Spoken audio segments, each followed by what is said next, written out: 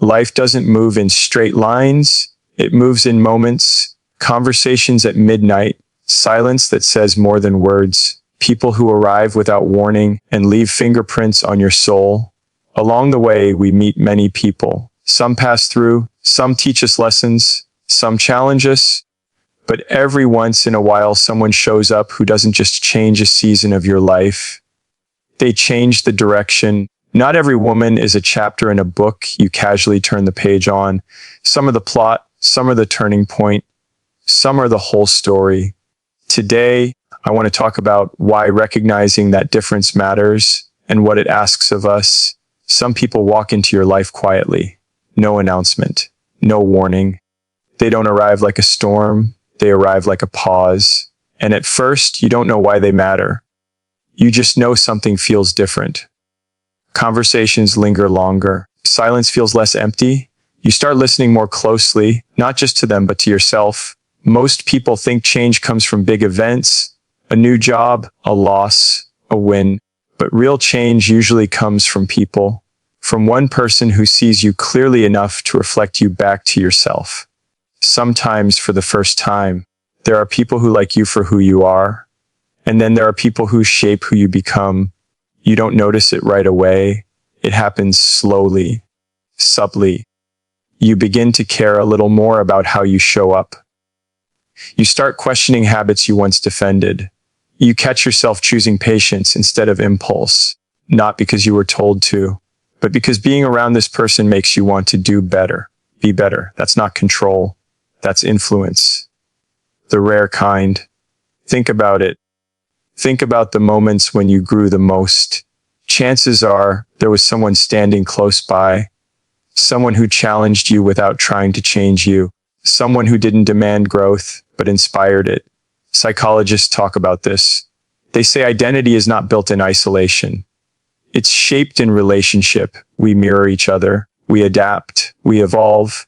A study from Harvard, decades long, showed that the strongest predictor of long-term happiness isn't wealth or success. It's the quality of close relationships, not the number, the depth. Depth does something to you. When someone really knows you, you can't hide behind performance anymore. You can't pretend you're fine when you're not. You can't stay stuck in old patterns without feeling the weight of it. Because now your choices affect someone who matters. That kind of connection holds up a mirror, and mirrors can be uncomfortable, but they're honest. There's a story I once heard about a man who worked the same job for years. He showed up late, did the minimum, told himself that's just how life was. Then he met someone who believed in discipline, not as punishment, but as self-respect. She didn't lecture him. She lived it. Woke up early, followed through, held her word. And slowly, without saying a thing, he started changing.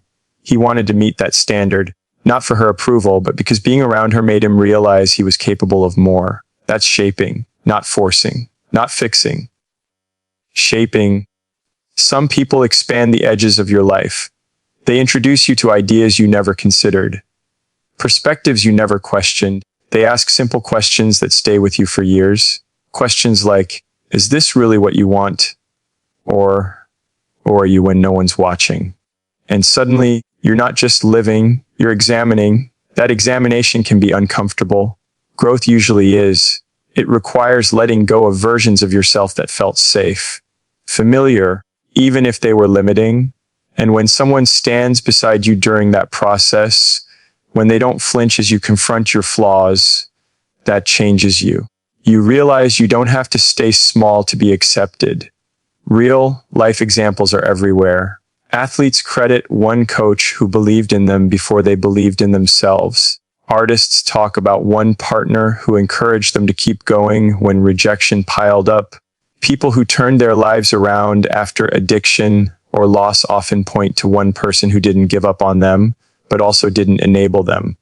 That balance is rare. Compassion with boundaries, support with honesty, and it leaves a mark. Some women don't just support your dreams, they refine them. They help you separate ego from purpose. They challenge the stories you tell yourself about why you can't do something. They don't accept excuses wrapped in confidence. They hear the fear underneath. That kind of presence rewires you.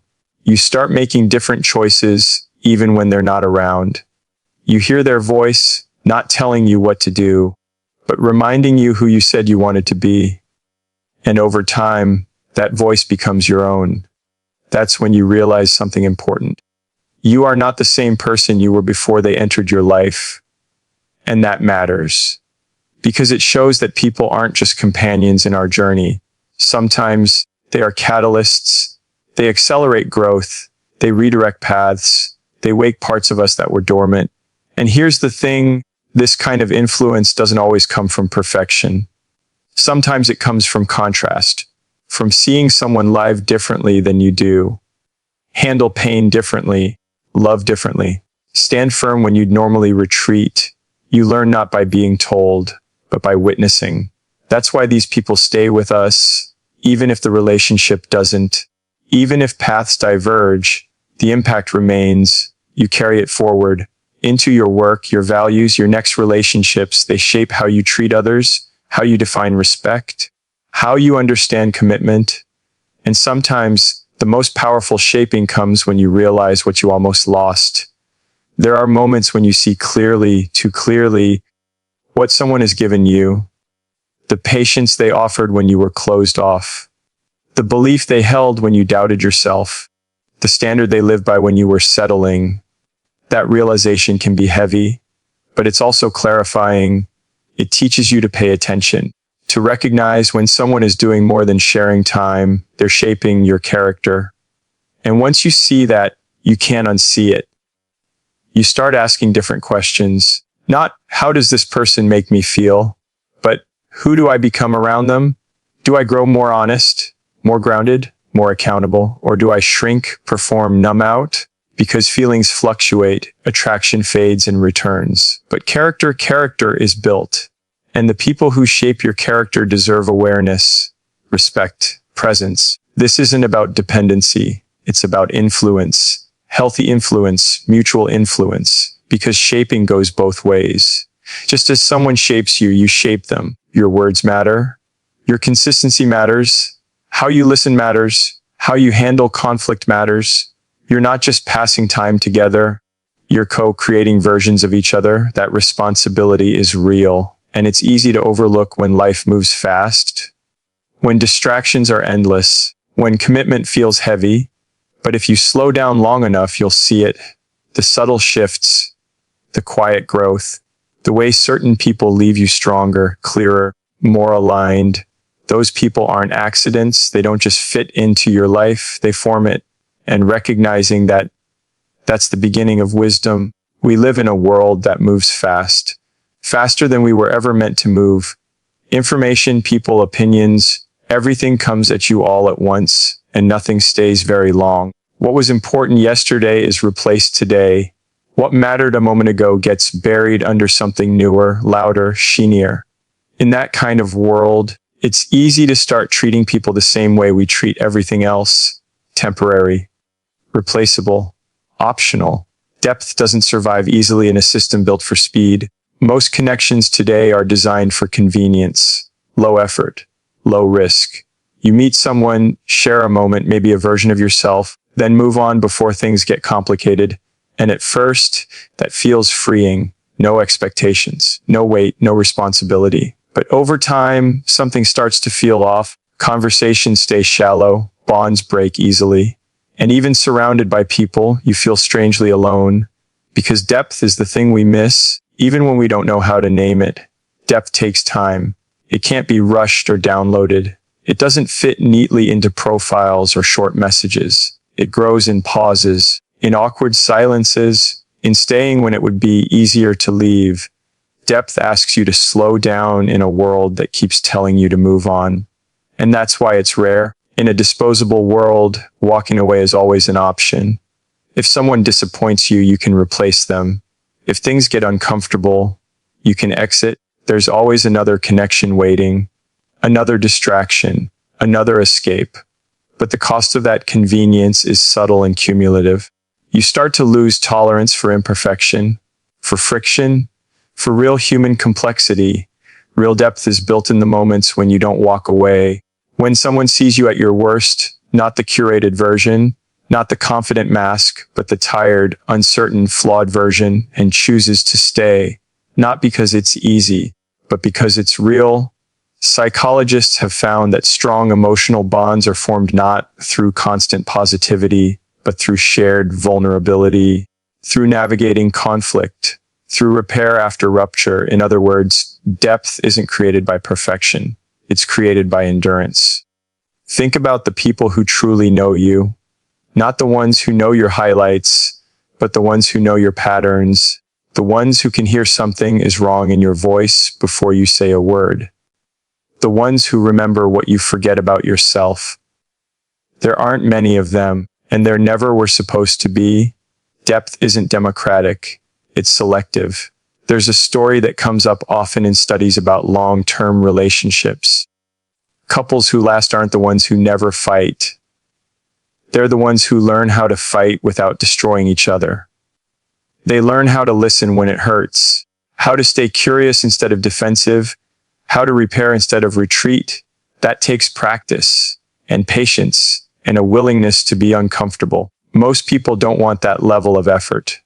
They want intensity without investment, connection without commitment, meaning without responsibility. But depth doesn't work like that. Depth requires you to be seen, and being seen is risky. It means letting someone witness your doubts, your contradictions, your unfinished parts. It means admitting you don't have it all figured out. In a culture that rewards certainty and confidence, vulnerability can feel like failure. So people hide, they keep things light, they keep their options open, they protect themselves by never going too deep. But protection has a price. You can't experience deep connection without risk. You can't be truly known without exposure. And you can't build something lasting if you're always prepared to walk away. There are women and men who don't operate this way. They don't rush. They don't chase novelty. They value consistency, presence, integrity. They're not impressed by surface level charm. They're paying attention to how you show up over time, how you handle stress, how you treat people when there's nothing to gain. Being around someone like that can feel unfamiliar, even unsettling, because they're not playing the same game. They're not here for distraction. They're here for truth, and truth takes time. Depth grows in repetition, in showing up again and again, in choosing the same person on days when the excitement fades, in staying curious when boredom creeps in honoring commitments even when no one is watching. That kind of connection rewires you. It teaches you patience in a culture of impatience. It teaches you presence in a world of constant noise. It reminds you that meaning isn't found in endless options. It's found in deliberate choice. Sociologists have pointed out that despite having more ways to connect than ever before, rates of loneliness are rising. People are talking more but feeling less understood, interacting more but connecting less. The quantity has increased, the quality has declined. Depth is the missing variable, and depth can't be faked. You can't simulate it with constant communication or grand gestures. It shows up in small, consistent actions. Remembering what matters to someone, being reliable, listening without waiting to respond, holding space instead of trying to fix. It's the difference between being entertained and being supported, between being desired and being valued. In a disposable world, it's tempting to treat people as experiences instead of responsibilities, to move on at the first sign of discomfort, to keep searching for something better instead of building something real. But there's a quiet strength in choosing depth, in saying, "I'm here," and meaning it, in staying long enough to let the layers unfold, in allowing someone else the same patience you give yourself. Depth doesn't always look exciting from the outside. It's not flashy. It doesn't announce itself. But it endures. It steadies you. It gives you a place to stand when everything else feels uncertain. There are moments in life when the noise falls away, when you realize that the things you thought mattered don't hold you the way you hoped they would. Status fades. Applause quiets. Distractions lose their shine, and what remains are the people who truly know you. The ones who were there consistently, quietly, without conditions, Those relationships feel different in your body. There's a sense of safety, of grounding, of being able to exhale. That's depth. And when you encounter it, you recognize how rare it is, how fragile, how valuable. You realize it's not something to be tested constantly or taken for granted or treated as disposable. Because in a world that keeps telling you everything is replaceable, depth is a reminder that some things aren't.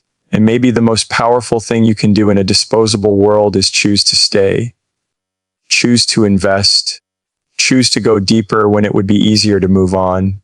Not because it's comfortable, but because it's real. Love gets talked about like it's a feeling that just happens to you, like something you fall into or out of. One day it's there, intense and undeniable. The next day it's gone, and everyone shrugs and says it just wasn't meant to last. We romanticize the rush, the spark, the chemistry. We build stories around the way love feels in the beginning, light, effortless, full of possibility. And when that feeling changes, we start to believe love has ended. But love was never meant to live only in feeling. Feelings are honest, but they're also unstable. They rise and fall with sleep, stress, fear, and time. You can feel deeply for someone and still fail them if you don't show up. You can lose the feeling and still choose to stay. That's where love actually lives, in the space between emotion and action. Love is what you do when it's inconvenient. Anyone can be present when things are easy, when life is light, when laughter comes naturally and nothing is being asked of you. That's not a test. The test is the ordinary days, the heavy ones, the moments when you're tired, distracted, or unsure. When showing up costs you something, time, pride, comfort. That's when love becomes visible. There's a difference between saying you care and proving it through consistency. Words are important, but they're incomplete without follow-through. Real love sounds like, "I'll be there," and then shows up exactly when promised. It looks like listening even when you don't fully understand. It looks like staying engaged when the conversation is uncomfortable. It looks like choosing respect even when emotions run hot. Studies on long-term relationships consistently show that reliability matters more than intensity. Couples who last aren't the ones who feel the strongest emotions all the time. They're the ones who can depend on each other, who respond when it matters, who don't disappear when things get hard. Love is responsiveness. It's answering the call, literal or emotional. It's noticing the shift in someone's mood and asking what's going on. It's remembering what hurts them and being careful there. It's recognizing that showing up isn't about grand gestures. It's about small, repeated acts that build trust over time. Trust isn't built through promises. It's built through patterns. You learn whether someone loves you by watching what they do consistently, not by listening to what they say when things are good.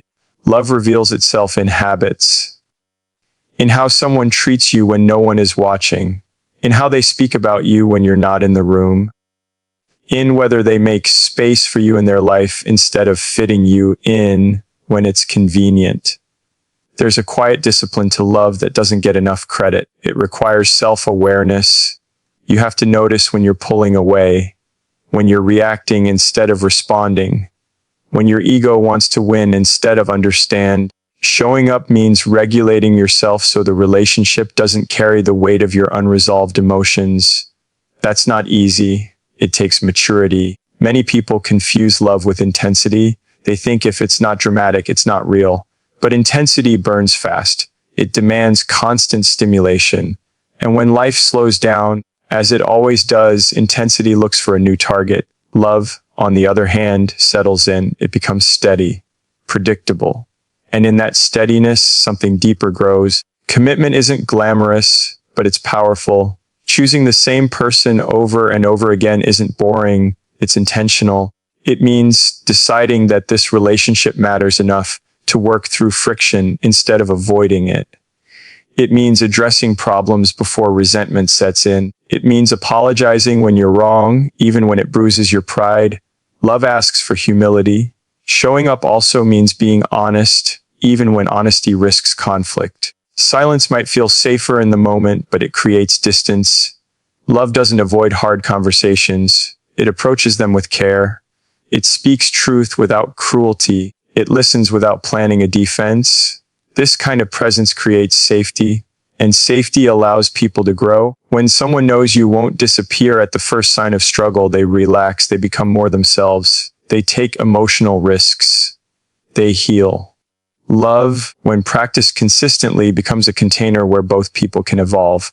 And evolution is messy. People change. Circumstances change. Needs shift.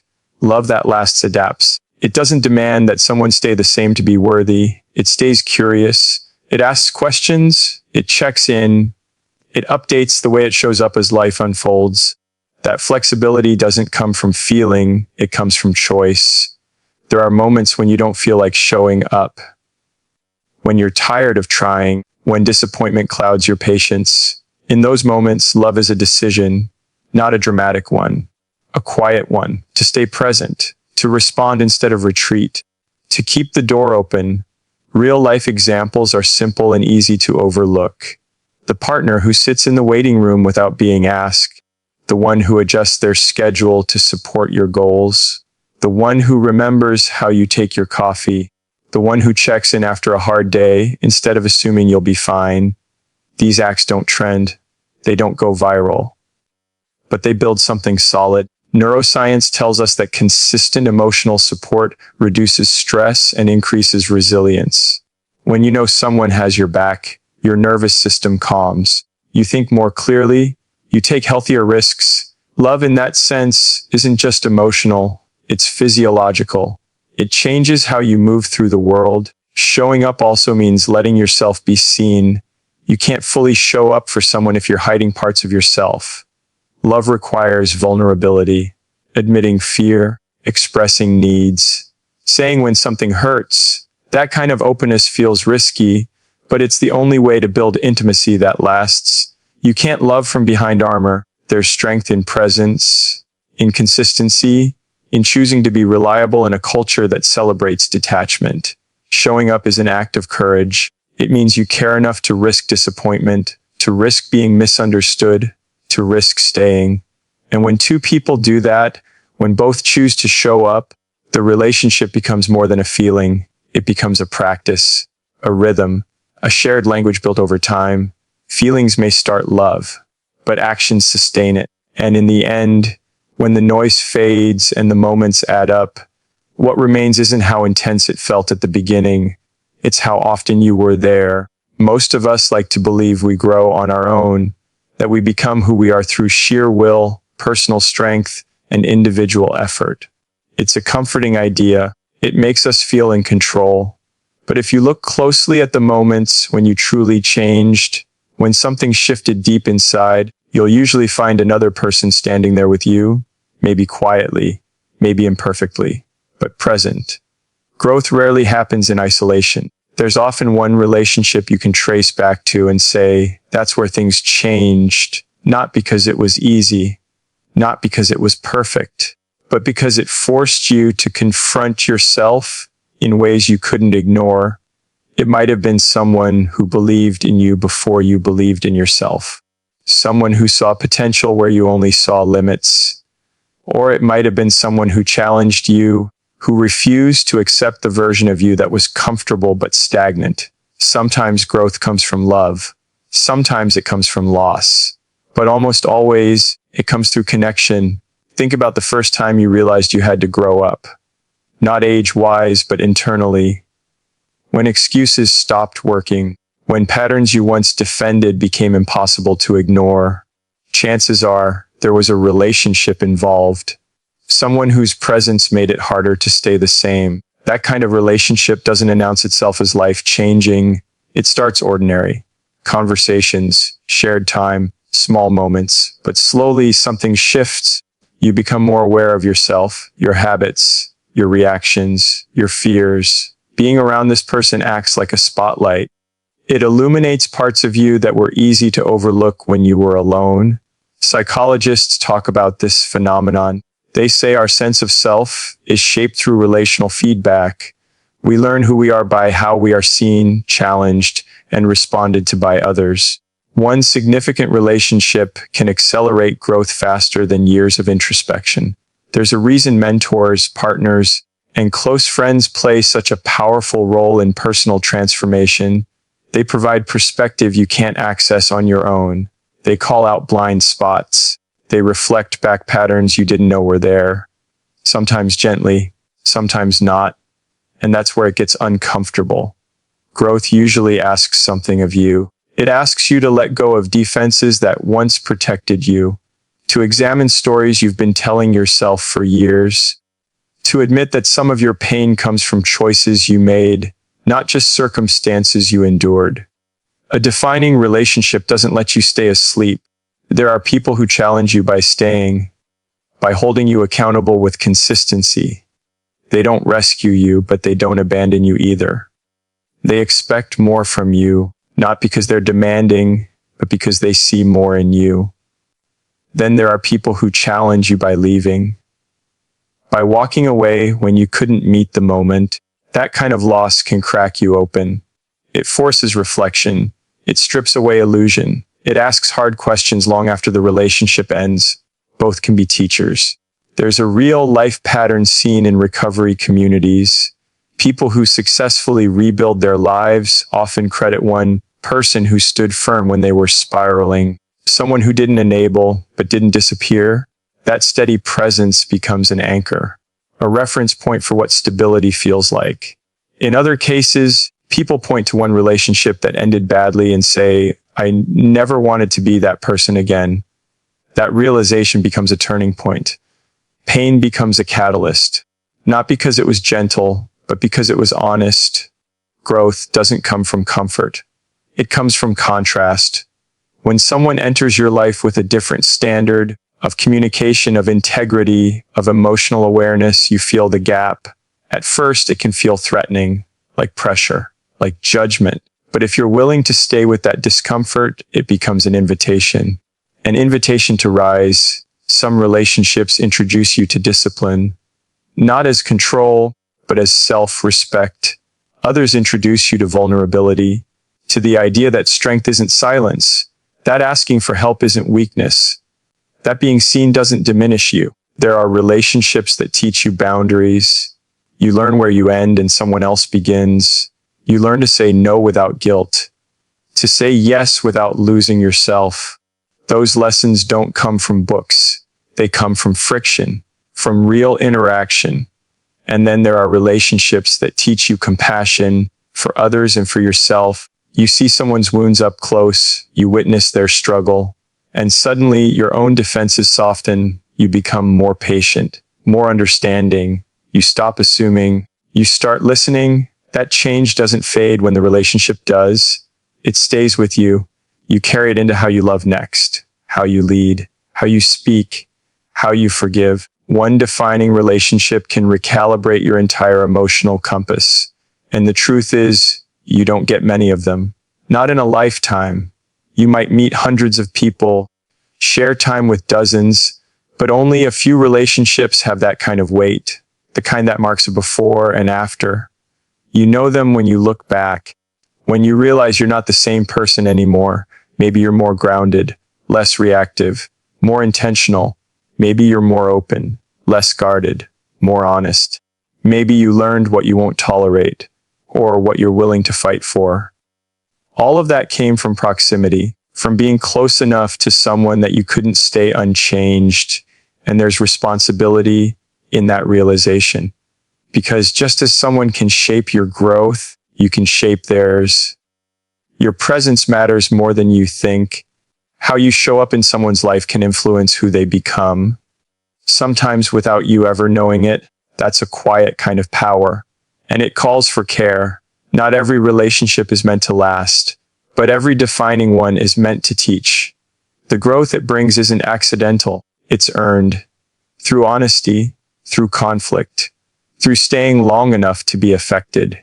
And when you look back at the relationship that changed you, the one that forced you to grow, you may feel gratitude mixed with ache, appreciation mixed with regret. That's normal. Growth often comes at a cost. But it's a cost that shapes you into someone more awake, more aware, more capable of depth. And that growth doesn't end when the relationship does. It continues. It becomes part of who you are. Because some people don't just walk alongside your life, they alter its direction. There's a moment that comes quietly, no music, no dramatic pause, just a realization that settles in your chest and doesn't leave. You look at someone, not the idea of them, not the role they play in your life, but who they actually are, and you understand something that changes the stakes. This person isn't just passing through. They're not a lesson you'll neatly summarize later. They're not a chapter you can skim and close. They matter in a way that asks something of you. And that's where courage comes in. Recognizing someone as the whole story isn't romantic fantasy. It's not about destiny or perfection. It's about awareness. It's about seeing clearly enough to understand that this connection carries weight and that how you handle it will echo far beyond the moment you're in. Most people don't struggle with love. They struggle with responsibility. It's easy to like someone, easy to feel connected, easy to enjoy the comfort, the laughter, the validation. What's hard is realizing that this person sees you deeply and that staying careless will cost you something real. It's hard to admit that this isn't casual anymore, even if you want it to be, because once you recognize the whole story, you can't pretend your choices don't matter. In a world that encourages detachment, courage looks like commitment. Not the kind that traps you, but the kind that grounds you.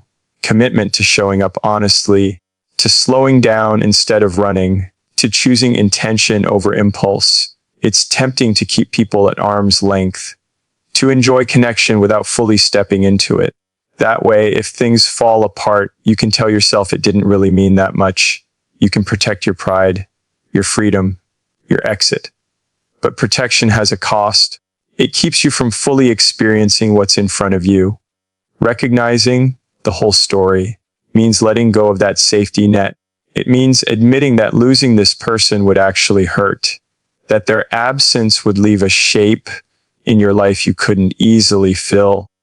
And that level of honesty requires courage, because now you're vulnerable. You're no longer operating from indifference. You're operating from care, and care makes you accountable. It means your words carry more weight. Your silence carries even more. Your actions, or lack of them, can build something or break something. There's a reason people avoid this realization. It disrupts comfort, it challenges habits, it forces you to grow. When you truly see someone's value, you start asking yourself harder questions. Am I showing up the way this connection deserves? Am I listening or just waiting to respond? Am I being honest or am I avoiding discomfort to keep the peace? Am I choosing this person or just keeping them around? Those questions don't always have easy answers. Sometimes they reveal gaps between who you are and who you want to be, and closing that gap takes effort. Courage isn't loud. It's quiet. It's choosing to have the conversation you've been avoiding. It's admitting when you're unsure instead of pretending you don't care. It's saying, "This matters to me," without knowing how it will end. Psychologists talk about emotional risk as a necessary condition for deep attachment. Without it, relationships remain shallow, safe, but limited. You can't build something meaningful without stepping into uncertainty. Courage is what allows you to do that willingly. Recognizing the whole story also means resisting the urge to treat people as interchangeable. In a culture built on endless options, it's easy to believe there's always someone else, someone easier, someone more convenient, someone who doesn't ask as much of you. But that mindset keeps you moving without ever arriving. When someone becomes the whole story, you understand that what you have isn't easily replaceable, not because they're flawless, but because the connection you've built together is unique. It holds shared history, inside jokes, hard conversations, growth you can't replicate with someone new. Seeing that clearly can be frightening, because now walking away isn't neutral. It's a decision with consequences. And sometimes the courage required isn't to stay, it's to rise to the level the relationship calls for. There are moments when you realize you've been giving half of what's needed, showing up when it's convenient, holding back when it's risky, keeping one foot out the door just in case. Recognizing the whole story means acknowledging that half effort won't sustain something real. That realization can feel heavy, but it's also clarifying. It invites you to be more present, more deliberate, to align your actions with your values, to stop hiding behind business or ambiguity, to make choices that reflect what actually matters to you. Courage also means accepting that you can't control the outcome. You can show up fully and still lose the person. You can do your best and still fall short. There are no guarantees, and that's what makes the risk real. But avoiding the risk doesn't protect you from loss. It just ensures regret. There are people who look back and realize too late that they had something rare and didn't treat it as such. They were distracted, afraid, unsure, and by the time they understood the weight of what they had, it was gone.